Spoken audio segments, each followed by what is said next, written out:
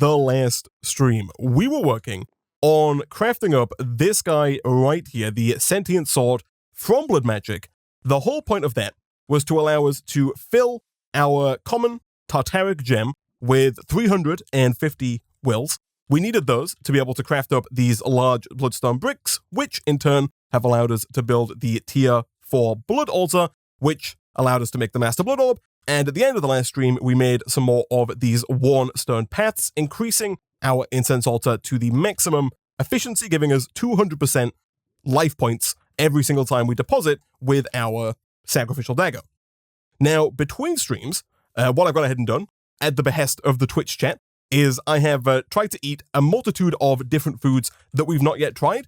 Mostly, we've been eating a lot of the different honeycombs that we've been producing.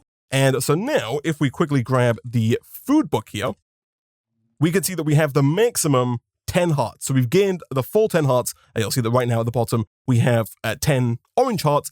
And now every single time we go to use the sacrificial dagger, we deposit, I think, 18 hearts worth of LP in there. Now, the plan for today's stream is to hopefully get done what I was planning to get done in the last stream, and that is to automate the process of crafting these steel casings. Now, in order to make the steel casing, we need to send blocks of steel over to the blood altar with 5,000 LP. And that's kind of the tricky part. Sending steel to the blood altar is fairly easy. We can set up a crafter.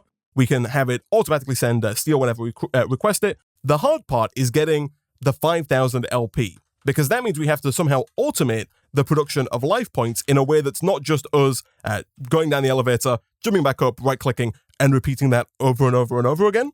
Now, thankfully, that is where the rituals from Blood Magic come into place, because one of the rituals we can make is called the Well of Suffering.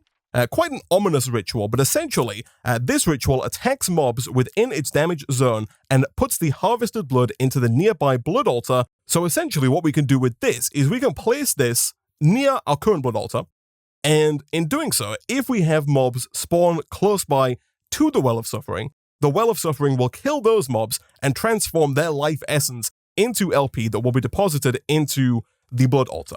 Now, there's a slight catch in that the Well of Suffering itself also requires life points in order to be able to function, and it pulls those life points from your blood network, which is the number of life points that you have inside of your blood orb. If we were to right-click with our divination sigil not on the blood altar, you'll see that right now we have a current essence of 900 LP, not to be confused with the amount of LP in our blood altar. That's 40,000. That's the amount that's in our blood orb, or in our network, which the blood orb allows us to access. So if we were to right-click with the master blood orb, and then check again, now we've got 1,100 LP. So what we have to do is we have to make sure that we always have LP in our master blood orb in order to make sure that the Well of Suffering continues to work. Thankfully, what you can do is you can take the master blood orb and right-click it into your blood altar, and as you'll see, there are particle effects coming out. The number in the top left there is going down very rapidly, and if we right-click again with our divination sigil, you'll see that now we're up at 10,000 life points. So what we're going to have to do, or what I think is going to be the best option for us, is set up a new blood altar, a second blood altar, and I think we should put it all the way down just above our mob farm right here. Essentially, I'm thinking we can have the Well of Suffering just above the mob farm. Above that, we can have another blood altar. And then what we can do is we can place the master blood orb that we have into that blood altar and leave it there permanently, so that what will happen is the mobs in here will be killed. They will deposit their life points into the blood altar that has the blood orb in it, thus filling up the blood orb, thus allowing the Well of Suffering to continue working. And then on top of that, we can then start to slowly but surely siphon out some of the excess LP that is made up and into our old altar. And at that point, we should essentially have an automated system for generating life points that we can use to automate the production of steel casing.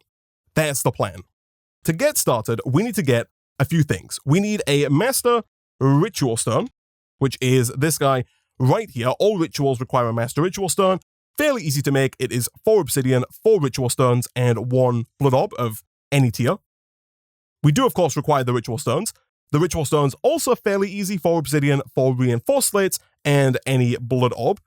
We have gone ahead and done a little bit more slate making between streams here. We've got 55 reinforced slates, which I'm hoping is going to be enough here. In fact, I think if we check the book, we can see here that we need 16 water runes, 4 air runes, 8 fire runes, 4 earth runes, and 4 dusk runes for a total of 36 total runes. So we need to make 36 of these. That's just for the actual ritual itself, and then we need a further 4 for the master ritual stone. So it looks like we should have more than enough slates, and even if we need some more, we've got 15 more there, should we need them. Now, there are 2 ways that you can construct this multi-block here. You'll notice right now we have just regular ritual stones, and in the book it mentions all of the different kind of types of rune that you need: water, air, fire, earth, and dusk. So there are 2 ways that you can set this up. You can either get all of the individual inscription tools, that being air, fire, water, earth, and dusk, and you can right-click those individually onto each rune stone and assemble them to look something like this. Alternatively, a much easier way of doing it is to make the Ritual Diviner. There are 2 tiers. There is the regular Ritual Diviner, and then there is the Dusk Ritual Diviner. If your multi-block requires Dusk runes, then you have to have the Ritual Diviner Dusk. I believe that our ritual does require Dusk runes, and so we do have to have the Ritual Diviner Dusk. Thankfully, I don't think this is going to be too difficult for us to make. You do need the original one to upgrade either way. To make this, you need 4 diamonds, 1 stick, and then each of the fire, earth, water, and air inscription tools, none of which I don't think are too difficult. They're all made in the Blood Altar with 1 item. So we need a magma cream, a gas tier, 1 obsidian, and a block of lapis. And then for the upgraded Dusk version, we need 2 Dusk inscription tools, and those are made with blocks of coal, both of which we have. And so let's quickly see if we can't make all of these inscription tools here. Hopefully these speedruns are going to make this nice and fast. And there we go. That's all of the inscription tools that we need. So back over here, that should be everything for the Ritual Diviner. For some reason, it doesn't seem to think we have the fire inscription, but we definitely do. So let's just put those in, and boom. And then for the upgraded version, we need 2 demonic slates. We do have 1 demonic slate. I made one by accident at the start of today's stream. But to make another one here, all we have to do is put either a piece of stone or any slate into the Blood Altar. It's basically the highest tier of slate. And so for that, what we should just be able to do is turn off all of our item routers. And if we leave this in here long enough and make sure that it has all of the LP that it needs, it should eventually become a demonic slate. And there we go. Demonic slate. Nice. So back over here, boom, and boom, we have the Dusk Ritual Diviner. And now with this, if you, I believe, shift right click, you can cycle through the different rituals in Blood Magic. So we are looking for the Well of Suffering, which is that ritual that I just passed a second ago. This one right here. And so what we should be able to do, if we take our Master Ritual Stone, and we're going to place it down here. Now, I believe, if I'm not mistaken, by default, the Well of Suffering has a range of about 10 blocks. But basically, I think we can probably put our Master Ritual Stone, and I'm going to grab a block here just so I can kind of place it a little higher. But I think we can put the Master Ritual Stone right about, let's say here. I don't want to do it too low because I think the Master Ritual Stone is not actually going at the bottom of the setup. It kind of goes in the middle here, so there are 2 blocks required, I think, beneath it. And in fact, I might even move this up by 1 more. Like that. But once we have the Ritual Stone down, what we can then do is, once we have the Ritual Diviner set to the correct ritual, if we hover over the Master Ritual Stone, you'll see that all of the stones here are visualized. And then all we have to do, so long as we have the Ritual Stones in our inventory, which we do, is just right-click, and it will automatically place those down for us and complete the rune. And it's using the Ritual Diviner to color all of the runes to their correct attributes. So now, I believe we need to do 2 things. 1, we need to make a new Blood Altar that we can place above this guy. We might end up upgrading that Blood Altar because, of course, by default, we're going to have a tier 1 Blood Altar. What we might end up doing is making another tier 2, tier 3, maybe even a tier 4 Blood Altar. It really shouldn't be too difficult for us to make some of the higher tier Blood Altars now. Real quick, though, let's just get a regular old Blood Altar. which does, of course, require the Starlight Crafting. I actually forgot how we made this, so we are going to have to head back up to our Starlight Crafting altar in the sky there, with 4 blocks of redstone, 4 blocks of steel, 3 blocks of sooty marble, 1 bucket and 1 demon will, and once it is dark enough, give it a quick right click with the resonating wand,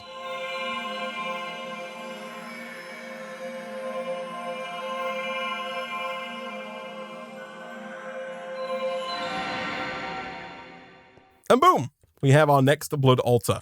All right, so now all the way back down here, we just have to make sure that, first of all, maybe there's some torches around here to prevent mobs spawning actually on the ritual.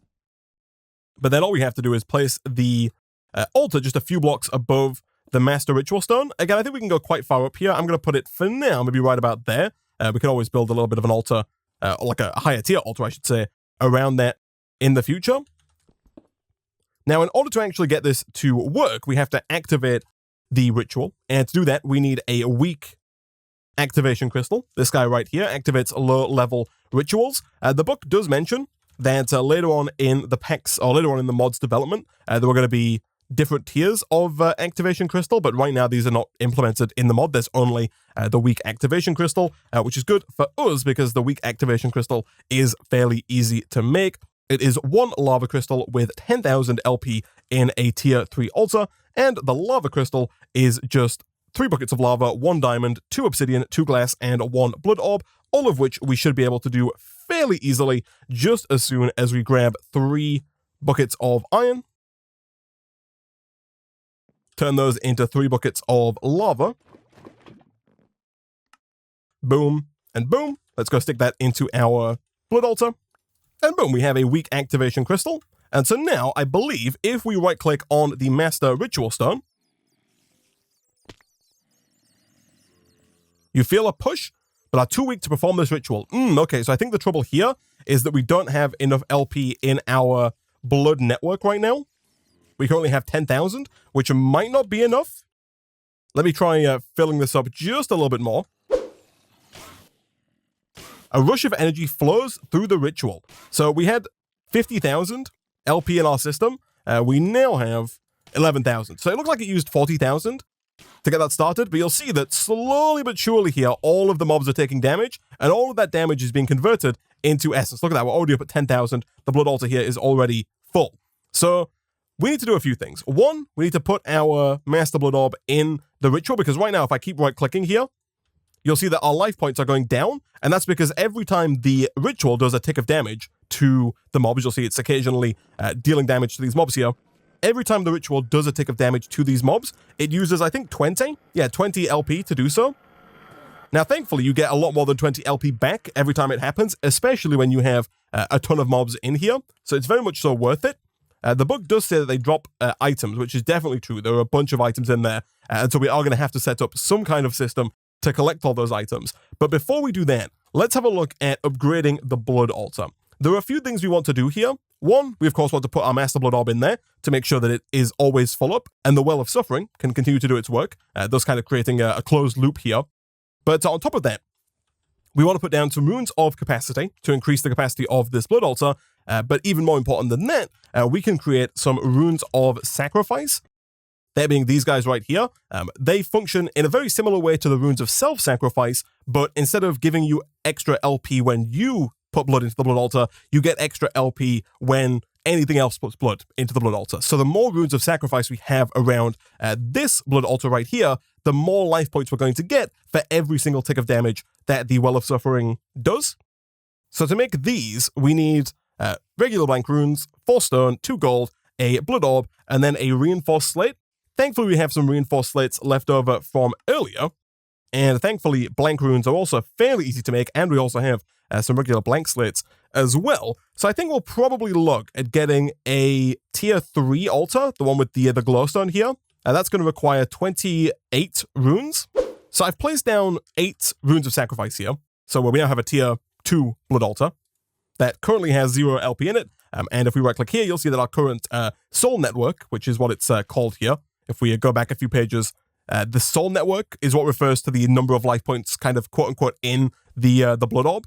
But if we look at the book here, you'll see that the Master Blood Orb, which is the one that we currently have, has a maximum of 1 million life points. So right now we have 85,000 life points, but slowly but surely, over time, as more mobs spawn in and more mobs get killed, this will fill up to 1 million. Now, it's a slight flaw with the system that we're about to set up, because we are, I think, going to have to wait until we get to 1 million life points before we can actually start siphoning blood off. But essentially, if we do a quick /home here, my plan is to once again utilize the modular routers with the fluid module.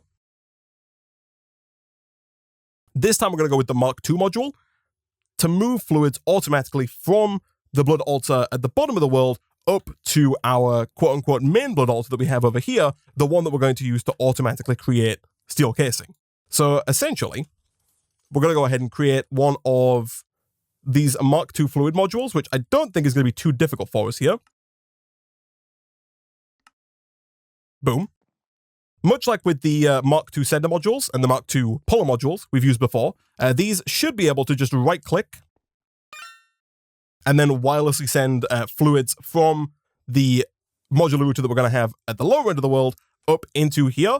Now, it's quite possible that this is a bit too far, even with range add-ons. Yeah, the max range here is 24 with a fluid module Mark II. That's not going to be too much of a problem, I don't think. Essentially, what I think we should do is go up by 12 blocks. So I think this counts as 1. We're going to go 2, 3, 4, 5, 6, 7, 8, 9, 10, 11, and then 12. So what we should be able to do here is have one of these fluid modules, right-click on the blood altar. We're then going to configure this to pull the fluids to the router, which is what it's doing right now. The arrow is pointing towards the router here. And so all we have to do is put this module in here. And once again, we do have to put an actual bucket in here for that to work. But we'll come back to that in just a second. At this point, I'm going to go ahead and grab a few range upgrades, because I think we kind of want to have the next router about 24 blocks away, as opposed to the default 12. So for that, we're going to have to make, I think, 12 more range augments. And then add those to the next fluid module. Okay, so I've placed down 4 modular routers. It's a little janky, but we have one right here that is going to pull the blood directly out of the blood altar up and into this item router. Again, we're going to put a bucket in there, and you'll see that is working. The blood has been pulled out there. We're then going to put another bucket in up here. This one is pulling from that router. The reason we need so many of them, again, is just because they have a maximum range of 24. This one here does have that full number of range upgrades in it, but that's pulling the blood to there. We've then got another one here. This is pulling from that one, so we can put a bucket in there. And again, that pulls it over. Beautiful. And then up here, we have the last one, which we're going to put a bucket into. That's going to fill up as well. Unfortunately, we do need one more fluid module here if we're going to make this work, which in turn means that we are going to have to make another 4 of these regular fluid modules to make another 4 Mark II modules. Thankfully, they are nice and easy to make, because the final one is going to do the opposite of what all the rest of them are doing. This one, if I can get it, is going to send fluids from the router to somewhere else. And of course, in this scenario, we're going to shift right click on the blood altar and then place this guy in here, like that. And so what we should see is we should hopefully start to see the number of life points inside of the blood altar here going up. And you can see in the top left there, the number is going up. Now, unfortunately, the blood altar by default is limited to 20 millibuckets per tick. So you'll see right now it's only going up in 20 millibucket increments, which is not particularly fast. That's not the routers throttling us. That's just a limit on how fast you can pull into and out of the blood altar by default. You can increase that speed using a rune. It is this rune right here, the Displacement Rune. For every Displacement Rune that you add to your blood altar, that increases the speed of transfer, I think, by 20 millibuckets. I think it just adds an extra 20. So they're not particularly efficient. They're actually quite inefficient. But I think we are going to want to add maybe a full ring of Displacement Runes to this blood altar here so we can start to more quickly move the blood out of this blood altar and over into our main blood altar. So we've got some more runes being made here, some more imbued slates. I've just put some stone in, flick the lever on the imbued slate item router. More imbued slates are being made. Those are going to allow us to make the Displacement Runes here. People did ask, do the Displacement Runes need to be in both altars? They do.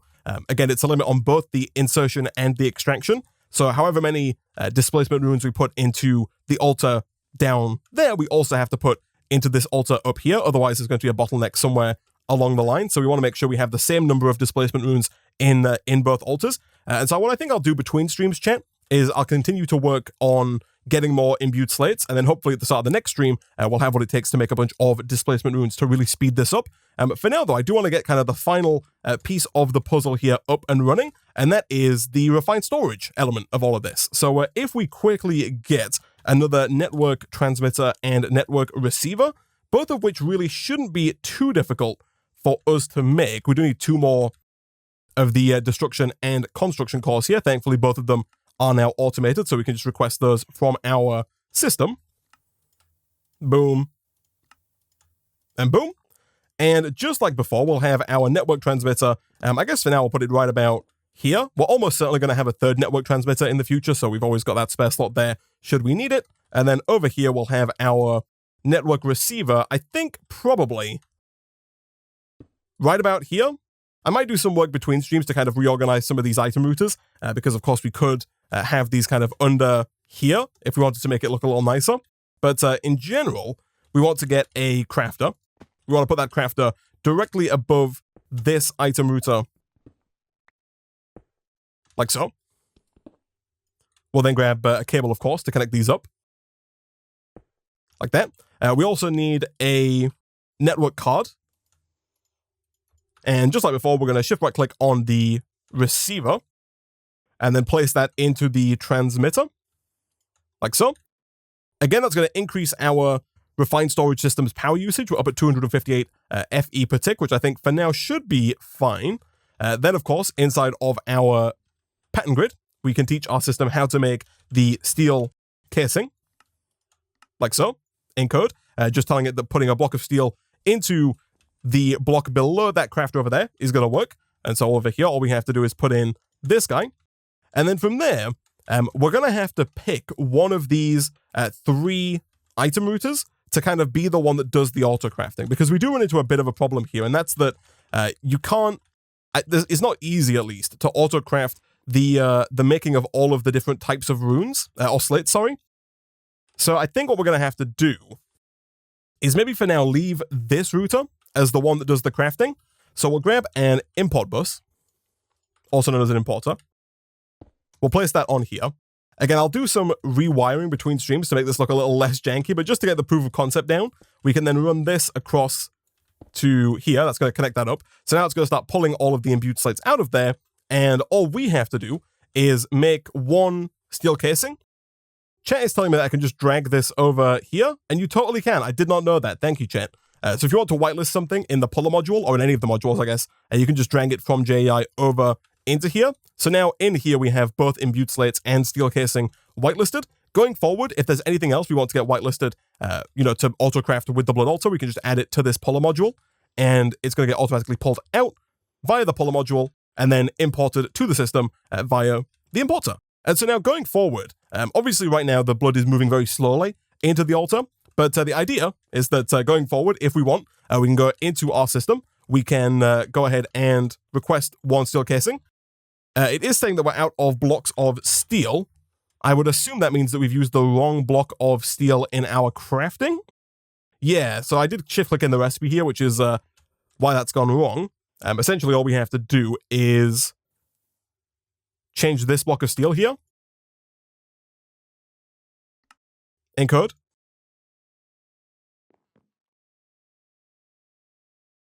Put that back in. So now, steel casing, if we go ahead and request one of these and start, it's going to send a block of steel over. Obviously, right now, it's not going to have enough life points in there, but eventually, once we get the Displacement Runes up and running, we're hopefully going to be moving blood fast enough from that lower altar up into this altar to where it can make those steel casings. They're then automatically made, sent back to the system, and we don't have to worry about it at all. Also, it turns out I am completely blind because I did not notice that I just taught my system how to turn 64 blocks of steel into one steel casing. Let me try that again. We'll do it like this and encode. Beautiful. You can do that, by the way. If you have a recipe already encoded, you can just put it in the output slot and then kind of re-encode it, and it will change. But there we go. If we try that one more time here, that should work. So between streams, what I'm going to do, I'm going to go ahead and produce, hopefully, a good number of imbued slates. Again, we'll just go ahead and throw in some stone. For now, those are going to get turned into imbued slates. Next time we'll come back, hopefully we'll have what it takes to make a bunch of displacement runes. By putting those displacement runes around this altar and around the other altar, will increase the speed at which blood is transferred. But for all intents and purposes, we do now have an automatic way of moving life points from our current blood altar up and into the blood altar that we're going to use for auto crafting. We also have over 500,000 life points in our soul network now, which is also very nice indeed. That's also going up as we speak.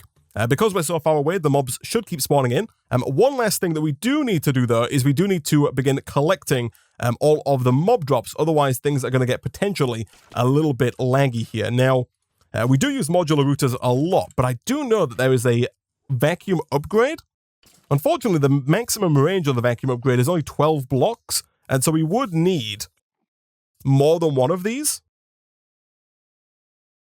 But I think it might still be the best option for us.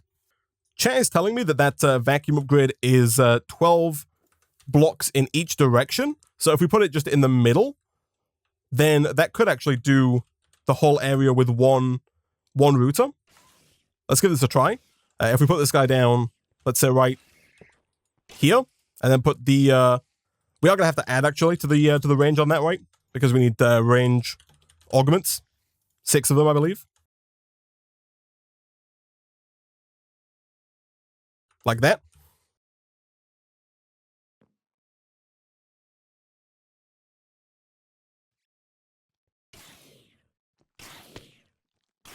So now if we put this in here, hopefully that's going to collect everything. Let's also quickly grab another sender module. And just to test this out, if we do this and this with these guys, hopefully that's going to send all of the items over to here. Of course, we do probably want to get some stack upgrades in there as well to increase the stack speed, but it looks like that is working. Of course, ideally we want all of this stuff sent through to our refined storage system. Thankfully, the modular routers are, I don't know, they're not that good actually. I was going to say thankfully they're very good and you can put multiple modules in. Unfortunately, because the buffer has a bucket in there, we can't use one item router as both a way of transferring both items and fluids. Although we do have things like the dimensional chest, which we've not played around with yet, but is essentially kind of like an ender chest. So we could have one dimensional chest down here, another dimensional chest up on the surface with an import bus to wirelessly transfer all of the stuff up to the surface as well, just as an alternative way of having to put down like another network transmitter or another network receiver. But this does seem to be working, which is very nice indeed. And so I think, chat, that is probably about where we're going to go ahead and wrap things up for today. Next time, we will come back, we'll get those displacement runes up and running on both of these. Hopefully we can get that done right at the start of the next stream. But then after that, we're going to jump in with some Mekanism and hopefully start working towards some cool stuff in here. I want to look at getting started with some Powah. We've not worked on Powah in quite a long time, so I'm hopefully going to get a better source of Powah up and running. But for now, guys, I'm going to go ahead and wrap up the Sky Beast portion of today's stream there.